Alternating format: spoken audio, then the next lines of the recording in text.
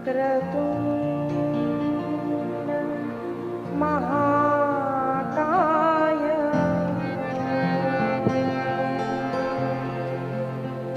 सूर्यकोटि समप्रभा निर्विघ्नं कुरु मे देव सर्वकार्येषु सर्वदा। सभी ने भगवान महादेव का जय घोष किया। नमः पार्वती पतये हर हर महादेव। वहां पर भगवान विष्णु प्रकट हुए। ब्रह्मा विष्णु महेश तीनों ही देवता हैं। और भगवान महाविष्णु ने कहा, दक्ष का सिर कटा हुआ था, उसे पुनः सिर दिया गया। मैं कर रहा था, इसलिए मेंढी का उसे सिर दिया गया। और भगवान ने कहा, अरे दक्ष, इतना ज्ञानी होने पर भी ये कैसा कुकृत्य तूने कर दिया? क्या मुझे और भगवान शिव को तुम अलग समझते हो? यहां पर भगवान महाविष्णु बोल रहे हैं कि मैं और भगवान शिव अलग नहीं है, हम एक हैं। तो मेरी पूजा करने जा रहा था, वो भी भगवान शिव जी की अवहेलना करने के लिए। लेकिन आज भी हम देखते हैं कि कई लोगों में ये भाव होता है कि शिव जी अलग है और भगवान कृष्ण अलग है।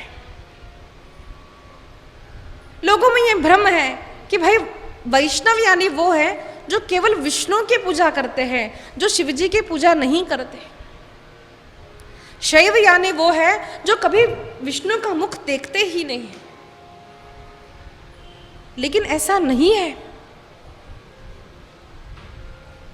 गोपाल कृष्ण भगवान की जय।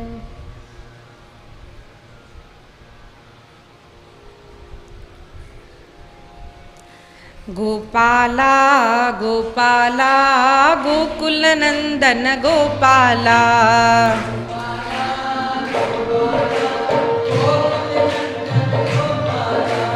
गोपाला गोपाला गोकुल नंदन गोपाला,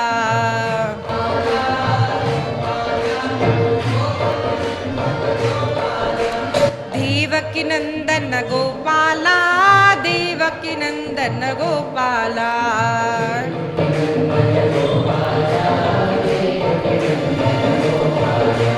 देवकी नंदन गोपाला, देवकी नंदन गोपाला,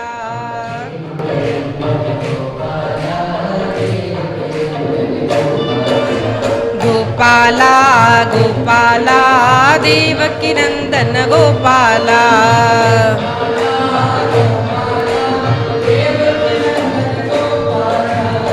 गोपाल कृष्ण भगवान की जय।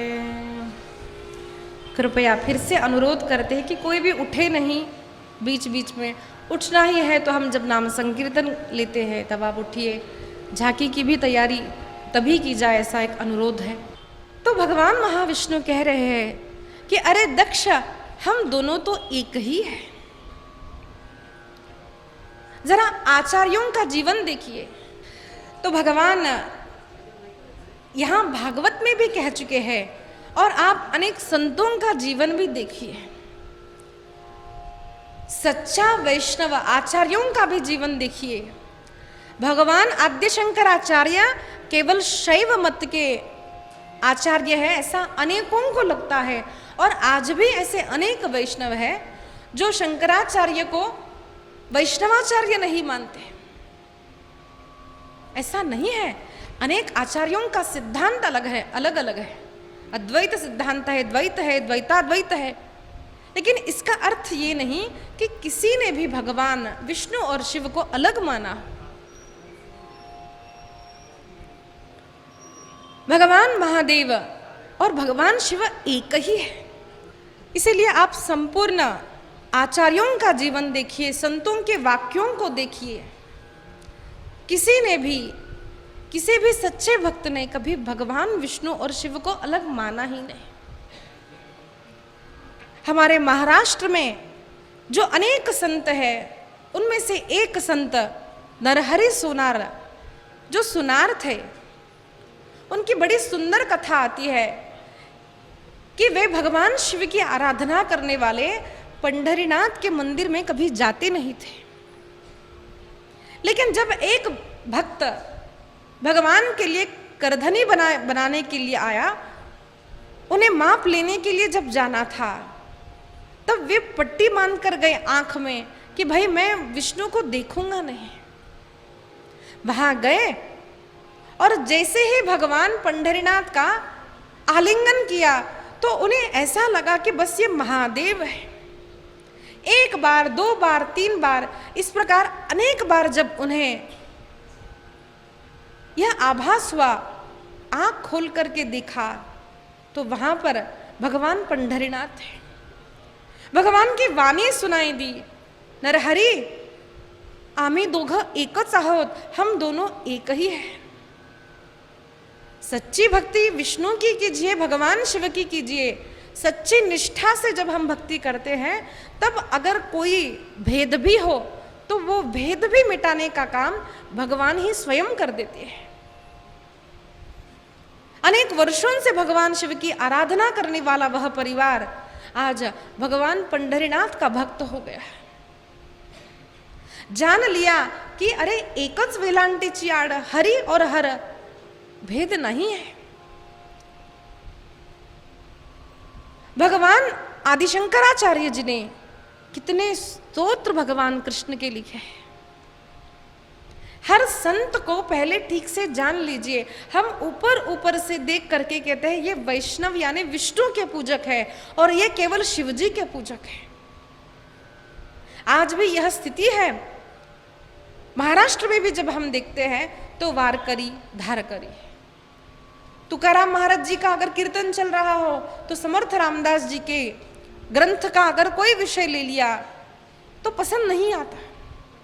वो अलग है, ये अलग है, अरे राम अलग है, कृष्ण अलग है, ऐसा भी अनेक लोग भेद करते हैं। जब तक पहला श्लोक हमें समझ में नहीं आता, तब तक सारा भागवत समझ में नहीं आएगा। सच्चित आनंद स्वरूप सच्चिदानंद रूपाय, ये भगवान है। उसको हम नाम देते हैं, शिव है, शक्ति है, गणेश है, ये हम लोग नाम देते हैं।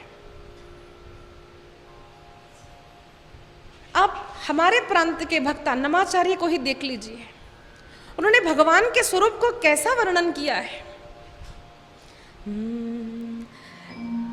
यंत मात्रमुन यं वरुदलचिन अंत मात्रमे नीवु, यंत मात्रमुन यं वरुदलचिन अंत मात्रमे नीवु,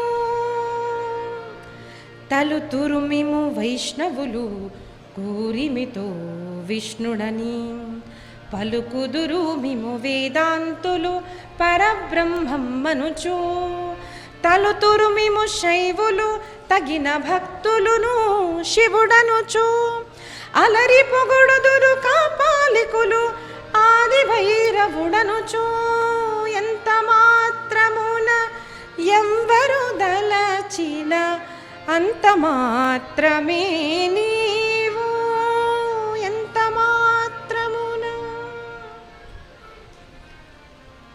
अरे जो जिस भाव से आपको पूछता है ना भगवान, उतने ही आपको, कोई आपको शिव कहता है, कोई कापालिक कहता है, कोई भगवान विष्णु कहता है।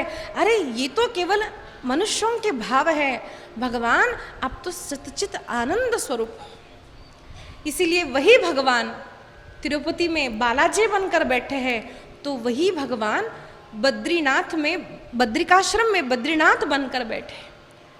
चार धाम देखिए, वही भगवान रामेश्वरम में रामेश्वर बनकर बैठे। राम के ईश्वर जो है अथवा राम जिसका ईश्वर है, ऐसे रामेश्वर भगवान ये 4 धामों में जिनकी गिनती की जाती है। क्यों? वहां पर भगवान राम ने शिवलिंग की स्थापना करके यह बताया कि मैं और वो भिन्न नहीं है। लेकिन हम जैसे मूढ़ ऐसा समझते हैं कि भगवान शिव अलग है, भगवान विष्णु अलग है। आश्चर्य की बात तो यह है कि इतनी कथाएं होने के बाद, इतने संतों का प्राकट्य होने के बाद, इतने संतों के आने के बाद भी हमको यह लगता है। क्यों? क्योंकि हमने ठीक से अध्ययन किया ही नहीं। हम संतों के भजनों को केवल भजनों तक ही रखा है, केवल भजनों में गाए जाते हैं। ऐसा नहीं है। उन संतों ने जो जो वाक्य कहे हैं वो हमारे उद्धार के लिए है। उन भजनों को, उन अभंगों को, उन कीर्तनों का अर्थ हमें समझना चाहिए। भगवान एक ही है, उसे हम नाम देते हैं। जिस भक्त को ऐसी इच्छा हुई कि मैं अपने भगवान को छोटे से कन्हैया के रूप में देखूं, तो वो छोटा कनुआ हो जाता है। ऐसी ही बात है। हमारे भगवान समर्थ रामदास जी जब पंढरीनाथ गए, पंढरपुर गए, तब भगवान पंढरीनाथ से कहा, प्रभु आपका यह रूप तो अद्भुत है। सुंदर ते ध्यान उभे विटेवरी, कर कटेवरी ठेवुनिया देवा, अत्यंत सुंदर है, लेकिन मुझे तो धनुष बाणधारी मेरे राम के रूप में ही आपको देखने की इच्छा है। और ये भाव को आज भी अनेक लोग ऐसा समझते हैं कि देखो रामदास जी जब हमारे पंढरपुर आए तो उन्होंने पंढरीनाथ को नमस्कार नहीं किया। तो भगवान भी भक्त की इच्छा के लिए कभी अष्टभुजा नारायणी हो जाते हैं, तो भगवान कभी शिव शंकर हो जाते हैं, तो भगवान कभी तिरुपति बालाजी हो जाते हैं, तो वही कभी छोटा सा कनुआ हो जाता है। वही हमारे समर्थ रामदास जी ने कहा, ये थे उभा का श्री रामा, ये थे उभा का श्री रामा, मनमोहन मेघ श्यामा, मनमोहन मेघ श्यामा, ये थे उभा का श्री रामा, ये थे उभा का श्री रामा।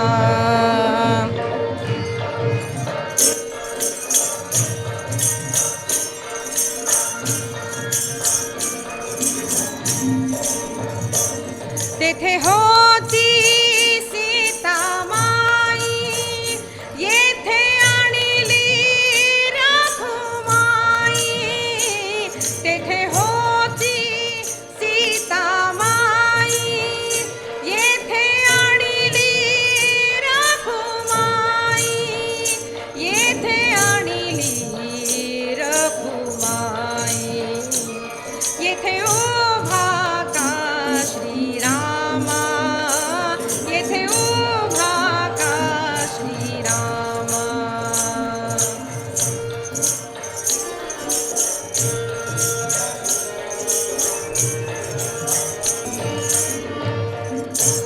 तेथे होता हनुमंत, ये थे अनिला पुंडलिक भक्त, तेथे होता हनुमंत, ये थे अनिला पुंडलिक भक्त, ये थे अनिला पुंडलिक भक्त, ये थे उभा का श्री रामा, ये थे उभा का श्री रामा।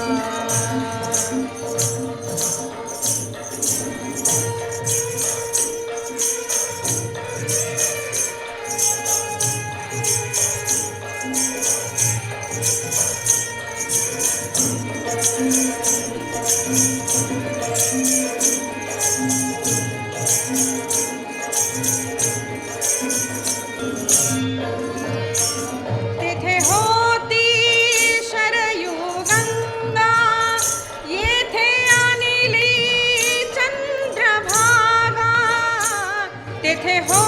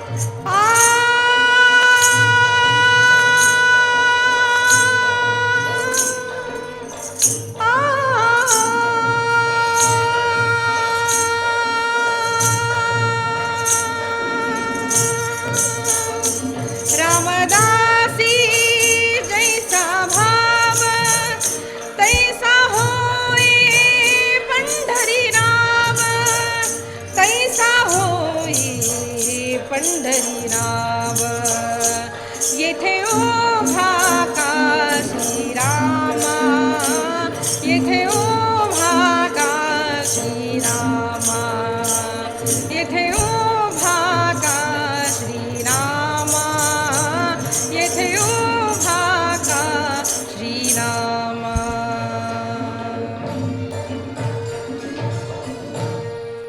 रामदासी जैसा भाव तैसा होए पंढरी राव। अरे वही मेरा राम यहाँ पंढरीनाथ बनकर आया, लेकिन जैसे ही मैंने कहा वही भगवान कोदंडधारी श्री राम हो गया। अरे वहां सरयू नदी है तो यहाँ चंद्रभागा है, दोनों एक ही है, बस भगवान की भक्तों के लिए की गई अद्भुत लीला है। इसीलिए भेद नहीं मानना चाहिए। संपूर्ण भागवत में ये एक ऐसा प्रसंग है जो हमें यह बताता है कि भगवान के रूपों में भेद नहीं करना चाहिए। रामकृष्ण भिन्न नहीं, राधा कृष्ण भिन्न नहीं, शिव और विष्णु भिन्न नहीं। हाँ, देवता अलग होते हैं, भगवान एक ही है। जैसे हमने देखा ब्रह्मा विष्णु महेश्वर, एक भगवान की तीन काम करने वाली सत्ताएं हैं।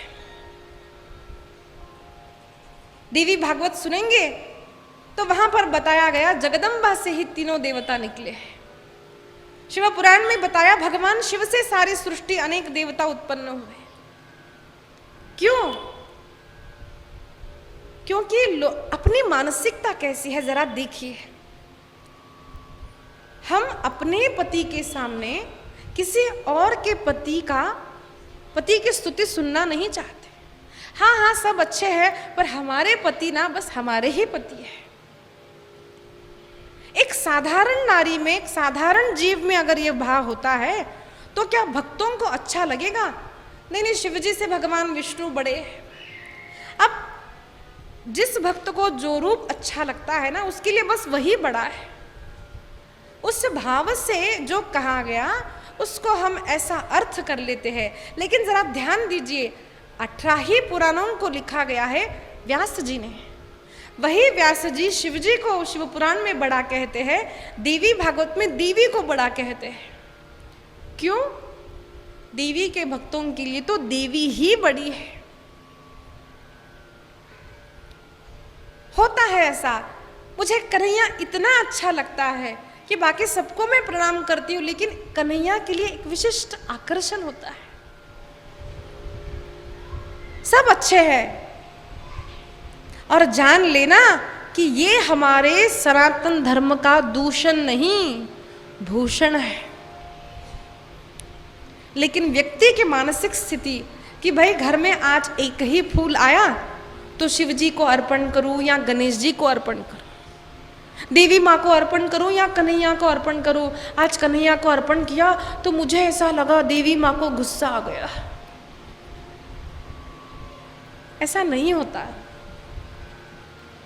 सब भगवान एक ही है। इसीलिए वर्णन आया है सभी के घर में पंचायतन की पूजा होनी चाहिए। किसी के भी आप भक्त हो, प्रथम गणेश जी का पूजन करना ही चाहिए। एक विष्णु का रूप आप भगवान विष्णु को रखिए, वेंकटेश बालाजी को रखिए, कृष्ण हो, राम हो, पंढरीनाथ जो भी हो। एक भगवान महादेव का शिवलिंग श्रेष्ठ है, शिवलिंग का पूजन होना चाहिए। एक देवी माँ का पूजन होना चाहिए। और पांचवा होता है साक्षात सूर्य नारायण। उनकी तो हर दिन प्रतिदिन घर के सभी लोगों को जल अर्पण करके पूजन करना चाहिए कि हे प्रभु सूर्य नारायण, अगर आप हमें प्रकाश नहीं देते तो हमारे लिए न दिन है न रात है। ऐसा कभी होता है क्या कि किसी के घर में सूर्य नारायण ने बिल भेज दिया हो? हुआ है कभी ऐसा? थोड़ी सी लाइट हम यूज करते हैं कि झट से 3000, 2000, 6000 बिल भेजते हैं ना। सोचिए सूर्य नारायण ने सोचा कि इतना मैं प्रकाश दे रहा हूं तो हम दे पाएंगे उनको बिल? तो ऐसे सूर्य नारायण को रोज हमें प्रणाम करके थैंक यू कहना चाहिए, जल अर्पण करके। एक पात्र में हम पानी ले, उसमें थोड़ा कुमकुम डालें, थोड़ी अक्षता डालें, फूल डालें और भगवान को अर्पण करें। मित्राय नमः, रवये नमः, सूर्याय नमः, भानवे नमः, 13 मंत्रों का नाम स्मरण करके सूर्य नारायण को प्रणाम। केवल 1 मिनट लगता है, नित्य प्रति सबको करना चाहिए।